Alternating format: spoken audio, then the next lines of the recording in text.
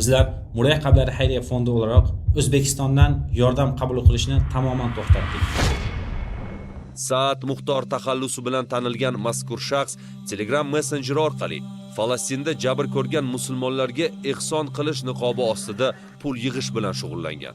To'plangan mablag'lar esa G'azo sektorida og'ir sharoitda qolgan mazlumlarga emas, balki Suriyadagi jangarilarning oziq-ovqati, kiyim-kechagi va qurol-yarog'i uchun sarflangan.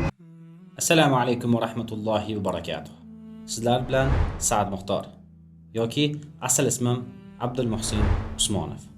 Kecha kuni internet tarmoqlarida O'zbekiston Milliy xavfsizlik tarafidan Falastinning G'azo sektoridagi mazlumlarga yordam yuborayotgan bir qancha shaxslarni ushlab, ular terroristlarni moliyalashtirishlikda ayblab, ularni qamagan.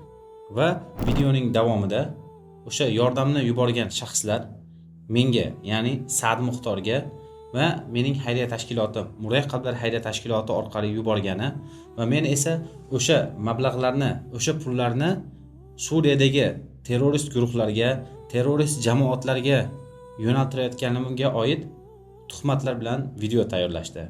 Va mana bu tuhmat gumonlar bilan ushbu bir necha birodarlarimiz qamoqqa olinibdi. Alloh taolo birodarlarimizga ofiyat, nusrat va najot bersin. Albatta juda ham qayg'uga botdik. Alloh taolo ularga yordam bersin va ahli oilasiga ham Alloh taolo sabr bersin. Biz mana bu aytayotgan narsamiz ularning qalbini taskin qila olmaydi. Lekin albatta qiyomat kuni shohid bo'lib aytamanki, mana bu narsaga ko'nglim xotirjam bo'lib aytamanki, bugun mana shu mazlumlar uchun oqayotgan ko'z yoshlar ularga qiyomat kuni albatta guvoh bo'ladi. Endi asosiy mavzumizga qaytadigan bo'lsak, men sizlarga avval o'zimni biroz tanishtiray.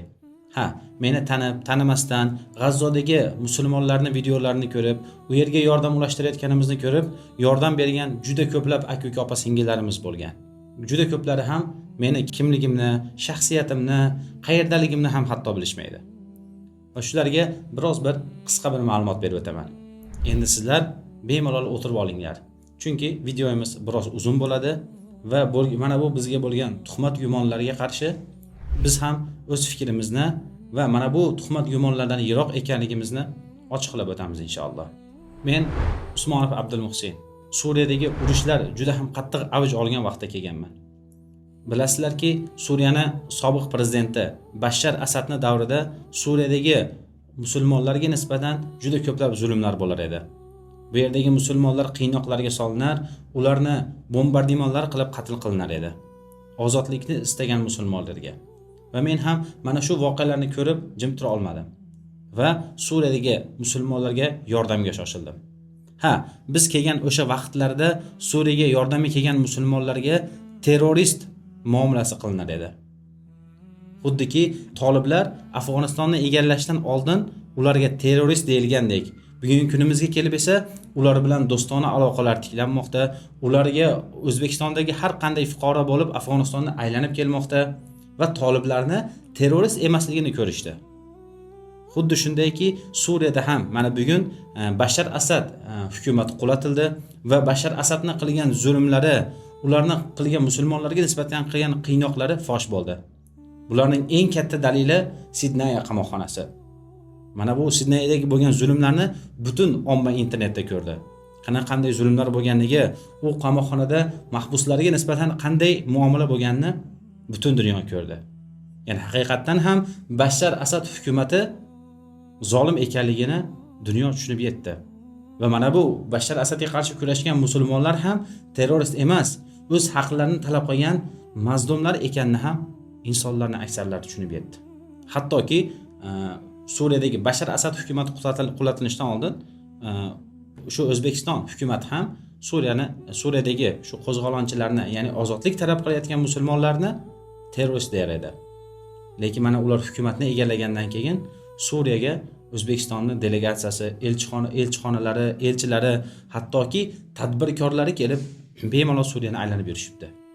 Balki bir necha yildan keyin Suriya bilan O'zbekistonning aloqalari xuddiki Afg'onistondagi toliblar bilan O'zbekistonning aloqalariga o'xshab ketishligi mumkin. Vallohu a'lam.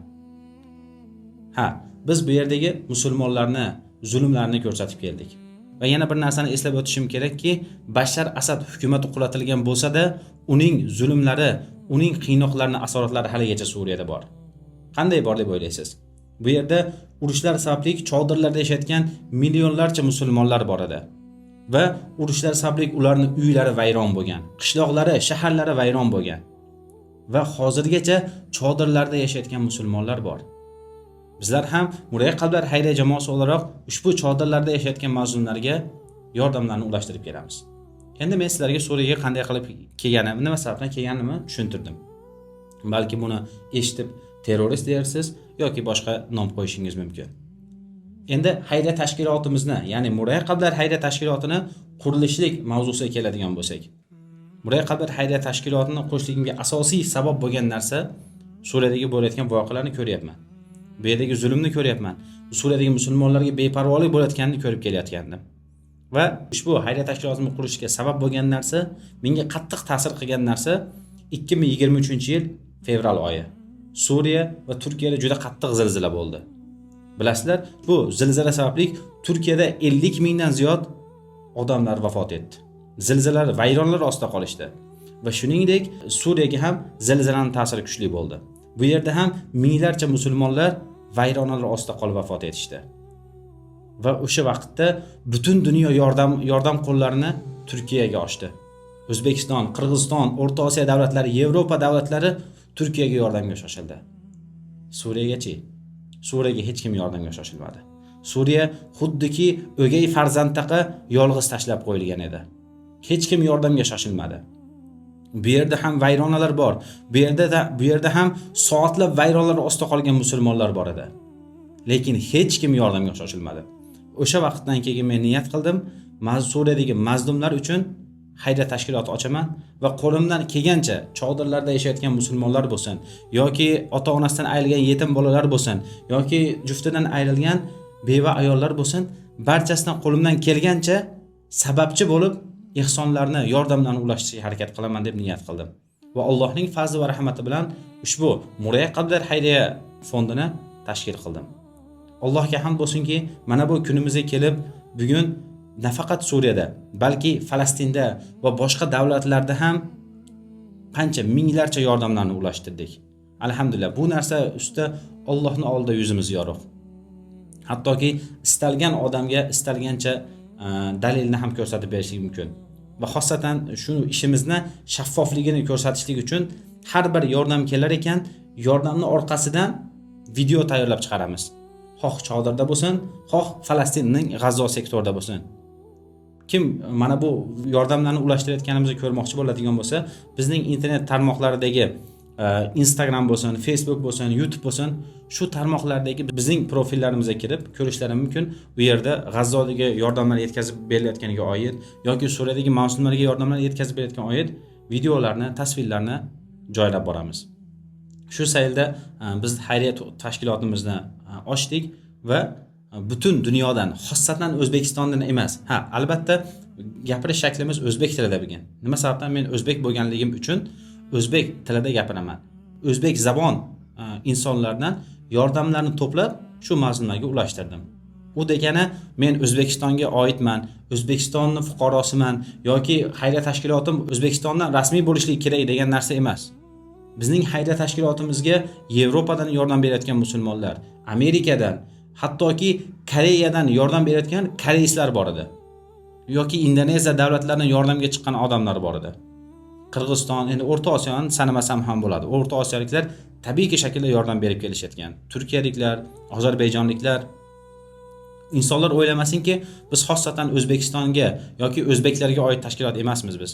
Biz qayerdan yordam keladigan bo'lsa, o'sha yordamlarni omonat shaklda o'z sohiblariga ulashtirib beradigan xayriya tashkiloti edik. Shu yordamlarni boshlaganimizdan keyin Suriyadagi chodirlardagi qancha musulmonlarga yordamlarni ulashtirib keldik. So'ngra Falastin voqealari boshlandi. Ya'ni yahudlarning, bosqinchi yahudlarning G'azzo sektoriga hujumlari boshlandi. Undan keyin biz asosiy yo'nalishimizni, asosiy yordamimizni G'azzoga qaratdik. Eng katta kuchimizni ham, eng katta kelayotgan yordamlarning eng asosiy qismini ham G'azzoga yo'naltirdik va u yerdagi mazlumlarga ulashtirishni boshladik. Hattoki G'azzoga birinchi bo'lib yordamlarimiz yetib borganlardan birinchi jamoatlardan edik. Ya'ni birinchi xayriya tashkilotlaridan edik. U yerdagi G'azzodagi ansor birodarlarimiz bilan aloqa qurdik va ularga yordamlarni yetkazdik va juda katta yordamlarni yetkazdik Allohning fazli bilan. Endi odamlar tafakkur qilishligi mumkin. Suriyada terroristlar haligacha Suriyadagi musulmonlarni terrorist deydigan, Suriyaga nisbatan boshqa bir nazar bilan qaraydigan toifa bor bizning millatda. O'zbek zabonlar ichida.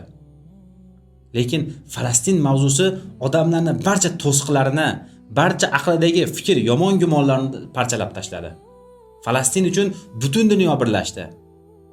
Faqat musulmonlar emas, hattoki g'ayridin bo'lgan Amerikadagi, Yevropadagi g'ayridin bo'lgan xristianlar bo'lsin yoki boshqa toifadagi, boshqa dindagilar bo'lsa ham Falastin xalqi uchun qayg'urishdi, mitinglar qilishdi, yordamlar qilishdi, namoyishlar qilishdi. Hattoki mana bundan 15 kuncha oldin qancha kemalar to'planishib Sumud flotida G'azzoga kirishga necha marotaba harakat qilishdi. Va har borishar ekan G'azzo sektoriga yahudlar ularni kemalariga hujum qilib, ularni bosqin qilib, ularni asir olishdi. Ya'ni Falastin mavzusi umuman odamlardagi bo'lishi mumkin bo'lgan yomon gumonlarni hammasini parchalab tashladi. Hozir butun dunyodagi odamlar Falastinga bemalol shaklda yordam bera oladi. Hattoki Amerika hukumatı Isroilni desteklaydi. Lekin Amerika fuqarosi qo'rqmasdan bemalol shaklda G'azzolik musulmonlarga yordamini bera oladi. Hech qanday tazyiqqa uchramaydi. Hech qanday qamoqqa olinmaydi. Hech qanday terroristlarni sen moliyalashtiryapsan degan gumon qo'yilmaydi. Musulmon bo'lmagan o'lkada. Endi bizning o'lkada esa-chi? O'zbekistonda qanday ayblovlar qo'yilyapti? Falastinga yordam berayotgan, G'azzoga yordamga shoshilayotgan, xoh u erkak bo'lsin, xoh ayol kishi bo'ladigan bo'lsa ham, sen terroristlarni moliyalashtiryapsan. Sen terroristlarga yordam beryapsan degan qora nom bilan G'azzodagi musulmonlarga bo'layotgan yordamlarni to'sishga harakat qilishyapti. Buni ko'rayotgan musulmonlar yordam beradimi? Albatta qalblariga qo'rquv tushadi. Agar men yordam beradigan bo'lsam, meni ham qamashadi ekan degan narsa bo'ladi. O'ylab ko'ryapsizmi? Musulmon o'zlarini musulmonlikni da'vo qilayotgan davlatda musulmonlarga yordam berishga shoshilayotgan musulmonlarni qamoqqa otishyapti. Yomon gumonlar bilan, yomon taxalluslar bilan terroristlarga yordam beryapsan deb. Holbuki Yevropadagi g'ayridin bo'lgan davlatlarda xohlagancha bemalol shaklda G'azzoga yoki Sudanga, hattoki Suriyaga ham qo'rqmasdan yordamini bera olishadi mazlumlar uchun. Lekin bizning yurtlarda mana bunday to'siqlar bor. Endi bizning yurtlarda boshqa odamlarni fahshga jalb qiladigan, odamlarni islomdan uzoqlashtiradigan narsalarga targ'ib bo'ladigan bo'lsa yoki ochiq-ochiq harom ishlar, ochiq-ochiq fahsh ishlar bo'ladigan bo'lsa, hukumat jazo beryaptimi? Yo'q, jazo bermayapti. Hattoki ularni himoya qilib, bemalol mana bu festivallarini yoki mana bu konsertlarni o'tkazishga ruxsat beryapti. Nima demoqchiligimni tushunyapsizlar? Bundan bir necha kun oldin, 2 kun 3 kun hozirda O'zbekistonda trend bo'lib turgan mavzu piva festivali. Qancha yoshlarimizni mana bunday fahsh ishga, buzuq ishga, Alloh taolo harom qilgan bir ishga targ'ib bo'ladigan bo'lsa ham hukumat tomonidan hech qanday jazo qo'llanilmayapti. Hattoki milisiyalarini, Milliy xavfsizlik gvardiyasini ham olib borib u yerdagi odamlarni himoya qilyapti. Va bundan bir necha oy oldin Yevropalik yoki Amerikalik bir yarim yalang'och ayol kelib O'zbekistonda konsert berdi. Odamlar fahshga shoshilishdi. Na bitta imom chiqib gapirdi va na O'zbekiston tomonidan bizning diniy qadriyatlarimizga to'g'ri kelmaydi deb turib hech kim gapirmadi. Lekin mana shunday mazlumlarga, ochlikdan o'layotgan g'azzolik musulmonlarga yoki ota-onasidan ayrilgan yetim bolalarga yordam ulashayotgan mablag' ham qancha? $10, eng ko'p bo'ladigan bo'lsa $100 o'zidan ortinib ehson qilayotgan birodarlarimizga va aka opa-singillarimizga terrorni moliyalashtiryapsan degan tamg'a bilan ularni hibsga olyapti. Hasbunalloh va ni'mal vakil. Mana bu qarorni chiqarayotgan, mana bu qarorga xizmat qilayotgan va mana bu qarorga bo'ysunib birodarlarimizni qamrayotgan odamlar o'ylamasmikin? 50 yildan keyin, balki 70 yildan keyin barchamiz o'lamiz. Narigi birodarlar balki jannatlarga erishishligi mumkin. Qamoqlarga kelib. Lekin mana bu qarorga amal qilayotgan, mana bu qarorning orqasidan birodarlarimizni qamayotgan odamlarchi? Allohning mahkamasi bugungi mahkamalardan og'irroq emasmi? O'ylamaydimi? Mashlarni qarg'ishlari, Falastindagi mazlumlarni qarg'ishlari ularga kelishligini o'ylab ko'rmaydimi? Xoh hokim bo'lsin, xoh sudlovchi bo'lsin, xoh militsiyasi bo'lsin, xoh qamaydigan odami bo'lsin. Allohdan qo'rqishmaydimi? Axir bu insonlar mazlumlarga, yetimlarga yordam beraman deb o'z molidan ulashirgan edi. Agar terrorni moliyalashtirgan bo'lsa, bunaqangi ochiq-ochiq ish qilmaydi hech kim. Bizlar ham ochiq-ochiq videolar bilan G'azzodagi mazlumlarga yordamlaringiz yetib borayotganiga oid har kuni, har 2 kunda bir video chiqaramiz. Falastinning G'azzo sektoridan. Subhanalloh. Yana insonlar e'tibor berishmaydimi? Biz musulmonmiz, islom dinidamiz deyshadi. Lekin o'sha yurtlarda islomga bo'layotgan qarshiliklar, lekin islomning ziddiga bo'lgan narsalar avj olyapti. Misol uchun qimorga ochiq targ'ib. Qanaqandir kurashlarda yoki sport turlarida ochiq-ochiq qimorga targ'iblar davom etyapti. Yoki fahshi festivallar yoki internet tarmoqlarida blogerlar yoki boshqa shaxslar tomonidan fahshga ochiq-ochiq targ'ibotlar davom etyapti. Lekin hukumat tomonidan bunaqa 4 yil yoki 8 yil muddatga qamalmayapti. Senlar fahshga jalb qilishyapsan deb turib ularni qamamayapti. Senlar qimorga targ'ib qilishyapsan, qimorni moliyalashtiryapsan deb turib ularga 4 yil yoki 8 yillik jazo bermayapti. Lekin mana shunday mazlumlarga yordam bergan musulmonlarga esa mana shunday tazyiqlar bo'lyapti. Hasbunalloh va ni'mal vakil. Bizlar ham shu voqealarni ko'rib, mana bu birodarlarimizga yetgan zulmlarni, ularning boshiga tushgan ushbu kulfatni ko'rib, qattiq qayg'uga botdik. Va bizlar ham qaror qildik. Bizlar hech qachon Muraqablar xayriya jamoasi o'laroq va men o'zim Saad Muxtor o'laroq bir musulmonga u qayerda bo'lishidan qat'iy nazar, xoh Osiyo, xoh Yevropa, xoh Afrikalik bir musulmon bo'lsa ham zulm yetishini xohlamayman. Men mana bu yo'lga shu mazlumlarda yonda bo'lishlik uchun chiqqanman. Lekin men sababli bir musulmonga hozir zulm yetar ekan, bir musulmon men sababli qamalishga sababchi bo'lishligi mumkin ekan, shu narsadan uzoqroq bo'lay dedim.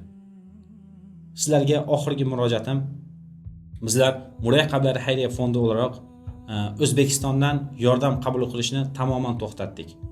Sababi O'zbekiston hukumatı tarafidan, O'zbekiston milliy xavfsizligi tarafidan bizga pul yuborayotgan odamlarga nisbatan mana shunday tazyiqlar, mana shunday zulmlar, ularni qamoqqa otish, ularga terror degan tamg'ani bosishlik bilan ularga shu zulmlar yetyapti. Bizlar ham zulmga qarshi bo'lgan insonlarmiz. Va u bo'lib ham o'zimizning millatimizdan bo'lgan, o'zimizning dindoshimiz bo'lgan birodarlarimizga yetishligi bizni yanada ko'proq qayg'uga soladi.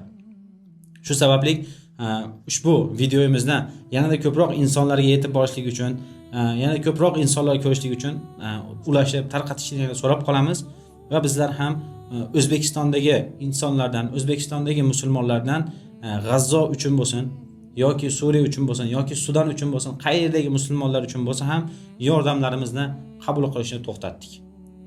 Ha, boshqa davlatlardan yordamlarimiz davom etadi. Misol uchun aytib o'tganimizdek, Yevropa davlatlaridan, Amerika, Turkiya, boshqa davlatlardan yordam qiladigan birodarlarimiz bor. Ularning yordamlarini ham ulashtirib kelamiz va boshqa davlatlardan qancha inson chiqqan bo'lsa-ki, shu kungacha bir dona musulmonga ham zulm yetmadi, alhamdulillah. Qancha odamlar, qancha mablag'lar yuborishdi. Juda katta mablag'lar yuborishdi Falastin ahli uchun. Va biz ham ularga sababchi bo'lib ehsonlarni ulashtirib berdik. Allohga hamd bo'lsinki, faqat shu O'zbekiston hukumatidan boshqa hech qaysi davlatda, na Qirg'iziston, na Qozog'iston, na O'rta Osiyo davlatlari va na boshqa davlatda biror bir musulmonga bir zulm yetmadi.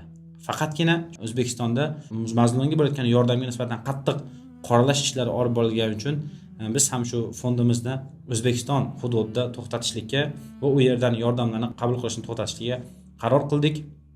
Alloh taolo shu kungacha ehson qilib kelgan aka-uka, opa-singillarimizdan rozi bo'lsin va bundan keyin ehson qilmoqchi bo'lgan birodarlarimiz ham inshaalloh boshqa yo'llar bilan qilishar. Ehtiyot bo'linglar, ehson qilishga shoshilmanglar. Falastin ahli uchun bo'lsa ham yoki mazlumlar uchun bo'lsa ham yordamga shoshilmanglar. Chunki siz beradigan ehsoningiz 50 ming so'm, 100 ming so'm sababli necha yillarga qamalib ketishligingiz mumkin. Lekin o'sha pulni haromga ishlatiladigan bo'lsa, mana bunday pivo festivallariga ishlatiladigan bo'lsa, hech qanday jazo yo'q ekan.